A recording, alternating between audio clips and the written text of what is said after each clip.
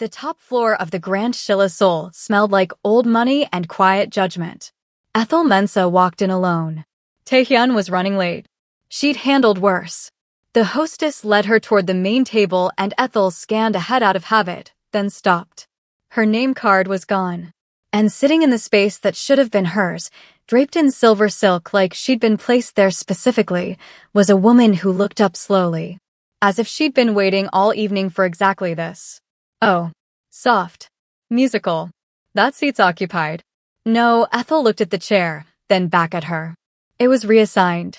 You should sit further down. A small gesture toward the lower end of the table. Those seats are for people who actually belong here. The nearby guests went quiet. In a wave. Ethel pulled out the chair and sat. The silence that followed was its own kind of explosion. She felt it press against her skin. Felt the held breath of 24 people watching. The woman in silver let out a small laugh. You really don't embarrass easily. I just don't move because someone wants me uncomfortable. Something cracked behind the woman's eyes. She leaned closer. Women like you always mistake attention for acceptance. Ethel smiled slightly. And women like you mistake jealousy for superiority. A cousin at the far end of the table choked on his drink. The woman stood. A pause too controlled to be accidental. Then she shoved the chair. Gasps. Real ones. Ethel caught herself on the table's edge. Stood slowly. And then her hand moved. Clean. Final. The sound cracked through the room like something breaking that shouldn't have been touched. Don't put your hands on me again. Nobody moved. Nobody breathed. Then the elevator opened. Ethel didn't shake. But the room shifted in a way she registered immediately, like an operating room losing balance by a few degrees. Kang Taehyun walked in still wearing his overcoat, took in the scene in under 3 seconds, So-rin's hand pressed to her cheek, the moved chair, the frozen table, and understood everything without a single word of explanation. He walked directly to Ethel. Did she touch you? Yes. He turned to So-rin. Cold. Final. You embarrassed yourself tonight. Not her. If a man defended you like this in front of everybody, what would that do to you? Like this video, and if you're new here, subscribe and stay with me because everything is about to change from here. 3 months earlier, Ethel had been elbow deep in someone's chest cavity, and that was honestly where she felt most like herself. Surgery had a logic to it that regular life refused to provide. She had built her life around it since she was 9 and never once apologized for that. She didn't date much anymore. The last relationship had ended cleanly and quietly, and she had learned something simple from it. Emotional investment was not infinite. Ethel had heard Kang Taehyun's name before she'd ever met him. The city had a way of circulating certain names through certain rooms. His family's empire operated across legitimate corporate structures and other things nobody discussed at dinner tables, but everyone understood existed. He was 34. He'd taken over significant family responsibilities at 22. He had a reputation for absolute stillness in crisis situations that people described as either admirable or frightening, depending on which side of his decisions they'd found themselves on. She met him at a charity event that she'd attended as the guest of a colleague. His grandmother collapsed near the dessert table. The panic that spread through the room was immediate and almost comically useless. People with significant wealth and social power standing in beautiful clothes with absolutely no idea what to do. Ethel moved before she'd consciously decided to move. She was through the crowd in seconds, kneeling beside the older woman, 2 fingers at her wrist, her voice cutting clean through the noise. I need everyone to step back. Now. I need someone to call emergency services. I need the nearest AED, somebody find out where it is in this building. And I need a surface cleared. She pointed. That table. Move everything off it. People moved. That was the thing about command delivered without apology. People moved. She had the grandmother stabilized before the paramedics arrived. Not out of danger. Stable enough to be transported safely, with Ethel rattling off vitals and incident details to the arriving team in the clipped, precise language of someone who had done this 1,000 times and would do it 1,000 more. She was washing her hands at the event's bathroom sink when someone said her name. She turned. He was standing in the doorway, still wearing his coat, and he looked like a man who had been moving very quickly and had only just stopped. She cataloged him the way she cataloged everything, quickly, completely, without judgment. Tall, sharp-featured, eyes that were doing the same thing to her that hers were doing to him. Dr. Mensah. His voice was controlled. My family tells me you kept my grandmother alive tonight. Your grandmother kept herself alive, Ethel said, drying her hands. She has excellent baseline health for her age. I just made sure nothing went wrong during the transition. He was quiet for a moment. She's asking for you at the hospital. I'll stop by tomorrow morning if my schedule allows. My driver could. I drove myself, she said. But thank you. She picked up her bag from the counter and walked past him through the doorway. She felt his eyes on her back all the way down the corridor and pretended she didn't. He found reasons to be at the hospital over the following weeks that were increasingly difficult to justify on medical grounds alone. He wasn't obvious about it. She'd give him that. He brought coffee. He arrived during the quieter hours when she'd be passing through on her way between departments rather than mid-surgery. He asked his grandmother questions about her recovery that kept requiring follow-up conversations with the attending physician, which was Ethel, which she suspected was not entirely a coincidence. Their actual conversations happened mostly in corridors. Quiet ones. The kind of hospital corners that empty out between shift changes and become temporarily still. You're always watching the room, she told him once. Even when you're pretending not to. Occupational habit, he said. Of which occupation? Several. She stopped walking and looked at him directly. What do you actually do? Because people react to you before you even speak. I've watched it. Something about you makes rooms reorganize themselves. A long silence. Something in his expression shifted, not discomfort, exactly. Something more like the particular stillness of someone deciding how much truth to give and in what form. My family handles problems, he said. In different ways. And you? She searched his face. What kind of man are you? He didn't answer immediately. She watched the question land in him and do something, move through him in a way that most questions didn't.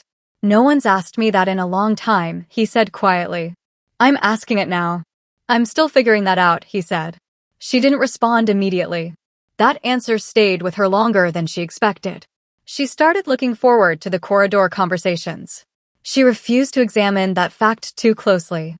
Sorin had been his fiancé for 18 months and had been wrong for him for all of them, though nobody had said it aloud, least of all Taehyun. She was everything that looked correct on paper: family connections, social positioning, the effortless fluency in elite spaces that came from having been raised entirely inside them. She was also, he had discovered quietly and irrevocably, a person who viewed loyalty as a resource to be deployed rather than a value to be lived. He'd found out during a particularly sensitive period of family business negotiations. Confidential information, the kind that, if it reached certain parties, could do significant damage, had reached exactly those parties. The investigation he quietly commissioned had led, without ambiguity, to Sorin, who had passed it to her father, who had used it to benefit his own separate business interests. Not passion. Not desperation. Calculation. He ended the engagement quietly. She misunderstood the silence that followed as unfinished business. And then Ethel appeared in his orbit. The relationship between Taehyun and Ethel built the way real things build, unevenly, interruptedly, with setbacks and silences that had to be navigated around. He waited outside the hospital at midnight in the rain with an umbrella and didn't mention it the next day. She fell asleep in the back of his car after a double shift and woke to find his coat folded over her like a blanket. They argued about a patient case she couldn't discuss in specifics, and he listened to her think out loud for 40 minutes without once trying to redirect her toward what he thought the answer was. They ate ramen at 2 in the morning at a counter with plastic stools, and the conversation didn't stop until the owner started turning off the lights. The first time he kissed her, it was neither dramatic nor planned. They were standing in the parking structure of the hospital after a conversation that had run long, and the hour was very late, and she said something that made him stop talking and just look at her, and then he leaned in slowly enough that she could have stopped it, and she didn't. He started bringing her into his world carefully. Family events. Private gatherings. Rooms full of people who knew exactly who he was and had opinions about who he should be with. She walked into every one of them with the same composure she brought to the operating room. Not performing comfort. Actually comfortable. She didn't need the room's approval, and so the room, eventually, gave it. His grandmother had declared her excellent within the first 20 minutes of a family dinner, which in that household was essentially a royal endorsement. Soren watched all of it. And sharpened. The rumor appeared online in the way that targeted online content always does, suddenly and everywhere at once. The implication was clear even in its carefully hedged phrasing, that Ethel's presence in these circles was the result of strategic social maneuvering rather than legitimate accomplishment. That she was, in the language the posts danced around without saying directly, a climber. That she had understood what proximity to a man like Taehyun was worth and had acted accordingly. Ethel read it. Didn't react publicly. Didn't call him in a panic. Didn't post anything defensive. She went to work the next morning and operated on 2 patients and ate lunch at her desk and let the thing exist without feeding it. The medical conference 3 days later was a separate matter. She was mid-answer in a panel discussion about trauma care protocols when a journalist near the back of the room, not a medical journalist, she could tell immediately by how the question was framed, brought it up. Thinly veiled. Something about navigating visibility in high-profile social contexts. Ethel looked at him for a moment. The panel moderator was already beginning to redirect. Ethel raised one hand slightly and the moderator stopped. I became a surgeon before I met him, she said. Her voice was clear and unhurried. I have 17 years of training and practice and outcomes that are documented and verifiable. So if anyone genuinely believes I needed a man to build my professional reputation, they're welcome to compare resumes. I'll wait. The room erupted softly. Not applause, exactly, something more spontaneous than that. Laughter that wasn't dismissive. The kind of sound a room makes when it recognizes an honest thing said perfectly. Someone recorded it. Taehyun watched the clip 3 times before he texted her. The text said, I saw the conference clip. She replied, I know. Then, after a pause, did I embarrass you? His response was immediate. You made me proud. Stop asking questions like that. She smiled at her phone for longer than she would ever admit. The parking garage was almost empty when she left the hospital that night.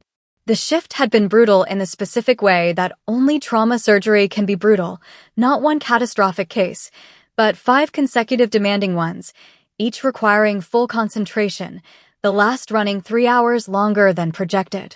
She was exhausted in her bones. The kind of tired that makes the air feel thick. She noticed them when she was halfway to her car.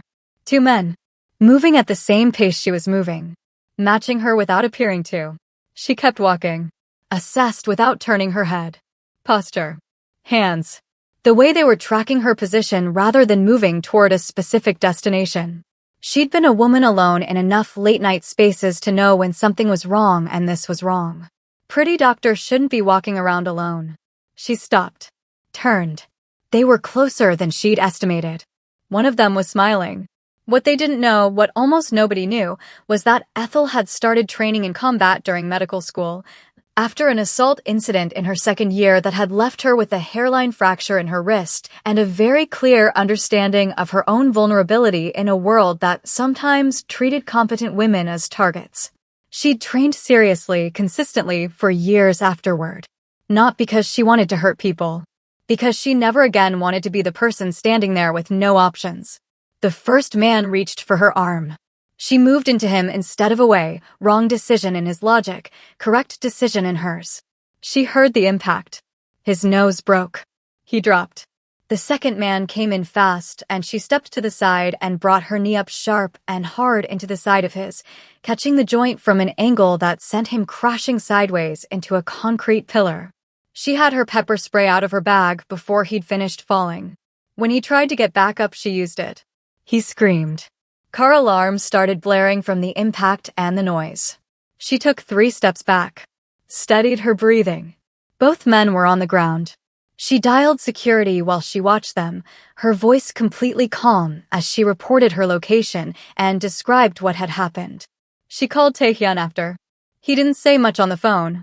The hospital CCTV footage was extraordinary in what it revealed. Not just the 2 men in the garage. That alone would have been damning. But the cameras at the parking entrance had captured footage from 40 minutes earlier. So-rin's assistant, a woman Taehyun's security team identified within 6 hours, passing an envelope to the two men near the entrance barrier. The transaction took 11 seconds. It was completely visible. Taehyun watched the footage in his office and said nothing for a long time. What he felt was not the operatic rage that the situation might seem to call for. It was something quieter and more total than that. The kind of feeling that arrives when something you suspected is confirmed and the confirmation is worse than you'd allowed yourself to imagine. Ethel could have been seriously hurt. Not because of anything she'd done.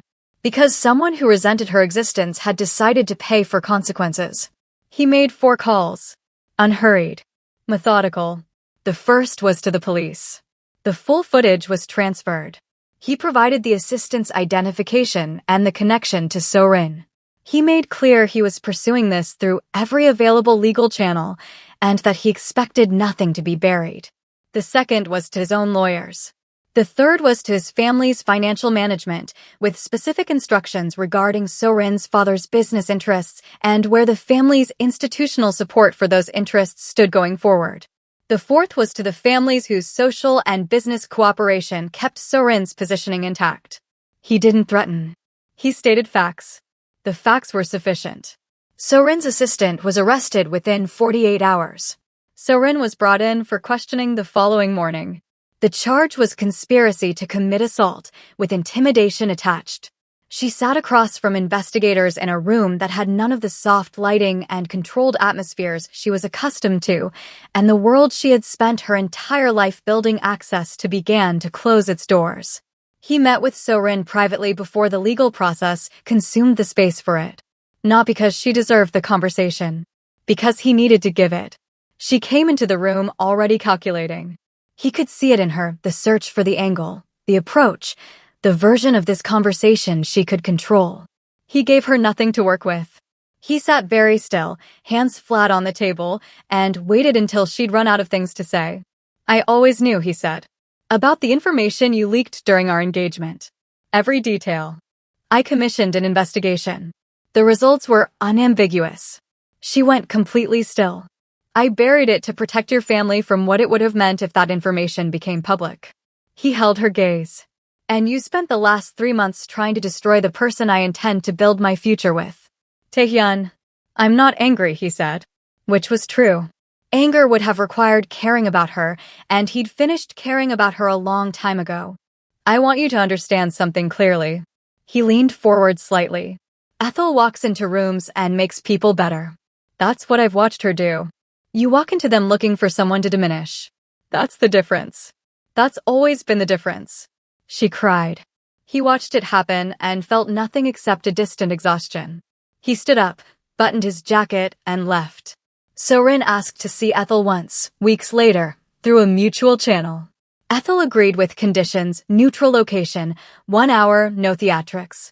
They sat across from each other and So-rin looked like someone who had recently seen the architecture of her own life from the outside for the first time. Her lawyer had advised against this meeting. She'd come anyway. I want you to know, she started. You don't owe me a speech, Ethel said. And I don't need an apology. So-rin looked at her hands. Then what do you want? Ethel was quiet for a moment. I never wanted revenge, she said. I wanted you to stop trying to destroy me. That's it. That's all I ever wanted. She paused. I hope whatever happens to you next gives you enough space to figure out why you needed to. She stood, left her coffee untouched, walked out. The dinner was warm. Not performed warmth. The real kind that happens when people who have been through something difficult have come through the other side of it and are finally allowed to sit still. Taehyun's grandmother was at the head of the table, radiantly healthy in a way that felt slightly miraculous to Ethel every time she saw her, holding court with the energy of someone 3 decades younger. His cousins argued about football across the table. His father, who had initially viewed Ethel with the careful neutrality of a man assessing something he didn't fully understand, sat beside her and talked for 20 minutes about a hospital funding initiative he'd become interested in and asked her 3 substantive questions that told her he'd been paying attention to her career. The food came in waves. The conversation was loud and overlapping and occasionally switched languages mid-sentence. Ethel laughed at things that were genuinely funny and held her own in arguments that required holding and felt, for the first time in longer than she could remember, completely at rest inside a room full of people. Taehyun stood up while the table was mid-chaos, which meant it took a moment for people to notice. Then they did. One by one, conversations falling away until the room was quiet. He looked at Ethel. Just at her. Like nobody else in the room existed with quite the same substance. I spent most of my life around people who respected power, he said. His voice was even. Unhurried. I understood that world completely. I was good at it. A pause. Then I met someone who respected character more than any of it. Who walked into chaos and made it orderly. Who sat down when she was supposed to be moved and didn't apologize for it. He reached into the inside pocket of his jacket. I realized I would rather build a life with that than anything else I had ever accumulated. He opened the box. Ethel looked at the ring. Looked at him. Felt something large and warm and completely terrifying move through her chest. Yes, she said. Simply. Cleanly. The way she said things when she meant them without reservation. The table erupted. The grandmother made a sound that could only be described as triumphant. Cousins were on their feet. His father almost smiled, and for this family, Ethel was learning, almost was plenty. They stood outside on the terrace afterward, souls spread below them in its nighttime multiplicity, lights and motion and distance that made everything feel both enormous and intimate. He stood behind her with his hands at her waist and his chin near her temple, and they stayed like that for a long moment without speaking because neither of them needed to. You slapped my ex before I even got there, he said finally. She could hear the smile in his voice. She shoved my chair, Ethel said. I know. I made a considered decision. I know that too. He turned her slightly so he could see her face. His eyes were warm in a way she'd learned to read over the past months. The version of him that was purely his, the one that existed below the power and the stillness and the controlled danger of who he was professionally. That was the moment, by the way. Which moment? When I came in and you were just standing there. Sorin with her hand on her cheek. You are completely calm. The chair behind you. He touched her face the way he'd touched it the first time, carefully, like something he was still learning the dimensions of. That was the moment I knew I was finished. She looked up at him. Good, she said. Because I'd do it again. He laughed. A real one. The kind she'd spent 3 months working to produce and still felt like a private victory every time. She leaned back into him and watched the city and thought about the strange, precise, unplanned sequence of events that had led to this terrace, this man, this ring on her finger catching the light from 100,000 windows below. She didn't know what came next. She never did, in the way that mattered. But she knew who she was standing with. She knew his hands and his silences and the questions he asked that nobody else thought to ask. She knew he had come through the doors of that engagement dinner and walked straight to her. That was enough to build on. That was everything. And for once, neither of them tried to make it more than it was. If you made it to the end and enjoyed this story, subscribe, share, and turn on your notifications so you don't miss what's coming next. And to be honest, was Taehyun right for what he did at the end, or was Sorin wrong from the start? Tell me in the comments. Stay tuned.